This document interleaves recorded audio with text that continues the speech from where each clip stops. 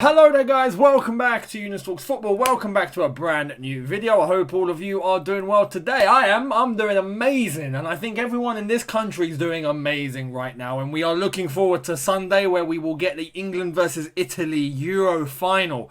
I never thought I'd say those words, but you know what, I understand a lot of you are not happy at the circumstances of yesterday, but all I'm going to say is this, because right now, look, the way that it went down, I'll take it, and I'll happily say that, and I think everyone that seems to be criticising the way that it all ended yesterday would be in my situation or any English person's situation right now if it was them.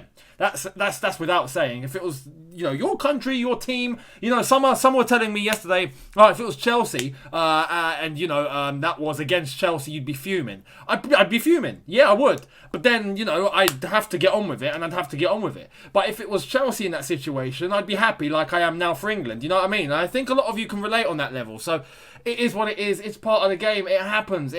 Some of us don't like it. Some of us do like it. It is what it is. But England are in the final, and that's all I'm bothered about, because we've waited 55 years for this, and I'm not letting anything take it away.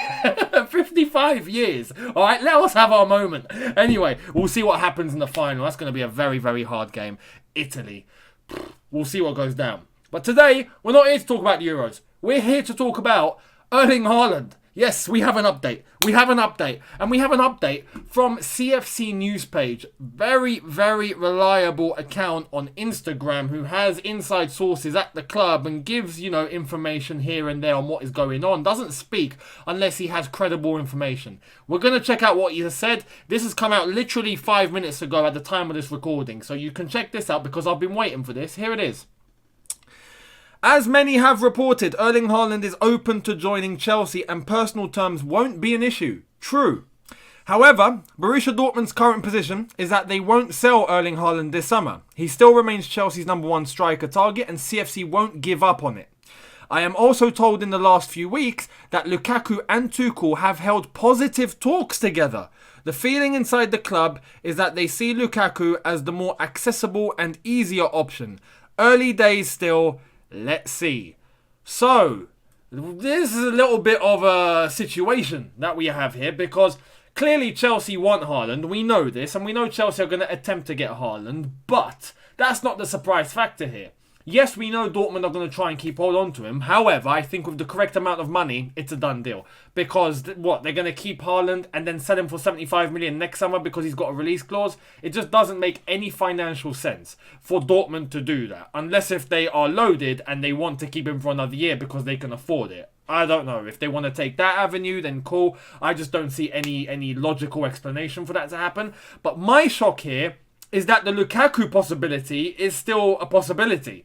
I didn't think it was. I thought that's it. He's staying at Inter Milan, it's done, he's happy there, he's not moving, and it's over. Well, turns out we've got a plan B back. Because I thought that plan B was gone. I thought we had plan A or bust. And right now it looks like Lukaku is actually an option. So we'll see how that goes down. Let me know in the comments how all of you are feeling about that one. Because I'll be honest, as I've said, I didn't expect it. Lukaku, as explained in that post, is the easier option. It'll be less money. Someone that I'm sure would want to come to Chelsea. I think Haaland would be happy to come to Chelsea. But Lukaku will be someone that will come to Chelsea and stay here. No threat of him moving on in years to come. He would stay. And if he were to succeed, I think that is exactly how he would want his career to wrap up. Because at the beginning of his career, he did explain the importance of playing for Chelsea. We know that in the back of his head, that is still there somewhere. And if he were to come to Chelsea, it's unfinished business for him. So we'll see. But it's nice that we have a plan B. Who would you want though? Haaland or Lukaku? Let me know. And are you cool with having him as the plan B option and that it's still a possible deal? Let me know in the comments. Now, let's get into some other news we have about Olivier Giroud. Yes, unfortunately, he is actually leaving Chelsea Football Club. Yes, he signed a new deal, but he's going, as predicted. Here it is. AC Milan are offering around €2 million to Chelsea for Olivier Giroud. Personal terms already agreed until June 2023. Deal now really close to be completed. And we got this from Di Marzio as well to confirm AC Milan are set to pay Chelsea €2 million for Olivier Giroud. I have to say, I'm not surprised. And we all saw this coming. We all saw it coming on the fact that Giroud was about to leave on a free because it was the end of his contract. He signed an extension on the basis of if a club comes in for him, Chelsea will be happy to let him go. And that is exactly what's happened. And now because he signed an extension, AC have to pay a bit of money. So Chelsea, literally in the space of such a short time, by literally getting him to get a pen and just sign a bit of paper, have bagged €2 million. What a club. What a club. We've literally just got 2 million like that. You know, we could have got none, and now we're ending up with 2 million. It's something. It's something, you know. That will go to, I don't know, a month of wages for maybe 2 or 3 players. It is what it is. But that's the latest with Olivier Giroud. It's looking like he is going to be leaving Chelsea Football Club. We'll see when that's official. But honestly, when he does go, he needs to be thanked in a very special way. We'll make sure that we mention him and we go through a little bit of history of our time with Giroud, and we'll make a big deal because he is a cult hero at Chelsea now, I think. I think he deserves it. So we'll see when it's official and when it happens. But I think it's safe to say Giroud has played his last game for Chelsea Football Club. Now, talking about who else might have played their last game for Chelsea Football Club, check this out. Napoli manager Luciano Spalletti on Emerson Palmieri as possible summer target. I can't say if I called Emerson to join Napoli or not. Maybe yes. Maybe it's happened. I mean, what's this guy doing? What's this guy doing? I mean, look, realistically, you only talk about a player in that manner if something's happened. It'd be stupid to just talk about a player that doesn't belong to your club in that manner if you haven't even made contact with him. It's just crazy. Because it's not good for you, it's not good for the player. It's completely unsettling. I think that's happening.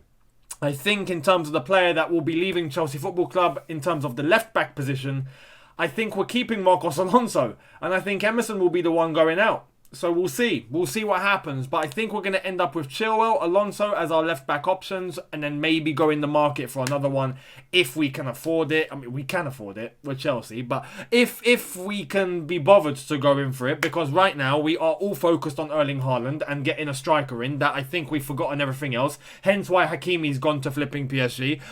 It's what it is. But look, Emerson on his way back to Italy, very, very possible. We'll see what happens there. Now, I want to show you this little clip because this was fantastic to see. This was honestly fantastic. This was last night. And no, I'm not going to be talking about how it all went down last night. But honestly, this is very, very heartwarming. Check this out from Mason Mount. So, Mason Mount, he comes over to this fan. This little girl asks for his shirt. He gives it to her. And let's look at that reaction.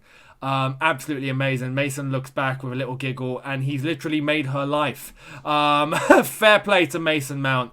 That is such a nice gesture in the midst of chaos, good chaos, after getting to a final. You know, the last thing on a player's mind is to let go of the shirt that he wore in that game. That is something that a player would take and put in a frame. It just is. But Mason, such a goodwill and wholesome gesture that I had to share it because it just tells you everything you need to know about his character. He is such a lad. Such a lad. In a good way. So, Mason Mount, top man. Top man. He deserves the recognition. Now, I want to, for the last little few minutes of the video, I want to talk about something that I haven't mentioned, I didn't think I would mention, but I want to bring it to you in this space, even though it's not Chelsea related. It's a football topic here. But I think it's right that we all actually have a little conversation about this, because what happens next? Check this out. Barcelona can't register Aguero, Depay, or any of their new signings after exceeding the La Liga salary cap. With reported wages like this, we're not shocked. Griezmann is on, I can't even say that, man. 881 grand a week, is that even real? De Jong, 400k a week. Dembele, 230k a week. And they still need to find room for Messi's new contract. Yes, because for those that don't know, Messi is out of contract. He is no longer a Barcelona player. Legally, he's not at Barcelona anymore. He's a free agent as of right now. He doesn't belong to anyone. They need, or they want to, pen him to a new deal. The fact that they are exceeding La Liga salary cap, and in terms of the money that they're actually bringing in, compared to how much they are paying in wages, is ridiculous. If I'm not mistaken, the wage that they are paying, the salary that they're paying compared to the profit coming in, is 112% exceeding on the profit coming into the club. It's crazy. It's crazy. Barcelona are screwed. Honestly, the fact that they are unable to register any of their new signings and they're trying to get Messi to sign a new deal. Now, you hear that, you think, yeah, but it's okay. Just sell a few players. Sorted. That's what they've tried to do. They've literally asked their players to take a pay cut, to take a cut in wages, and they've also asked a few of their players to leave the club voluntarily. And they've said no. The players have said, no, we're not taking a cut, right? We have contracts and we're going to abide to that. And I'm not leaving. I'm happy here with the contract that I'm signed to, the money that I'm being paid. I'm very happy, so I don't want to leave. And now Barcelona don't have a solution. They don't have one. Now, I know that they're trying to get Coutinho back into the club to have discussions in order to get him sold. And there's some options there in order to try and sell a few other players. But that's nowhere near enough of what they need to rescue this situation. They're in the mud. And right now, to get Messi signed to a new deal is pretty much impossible. And not just that, the future of the club is in jeopardy here. Literally.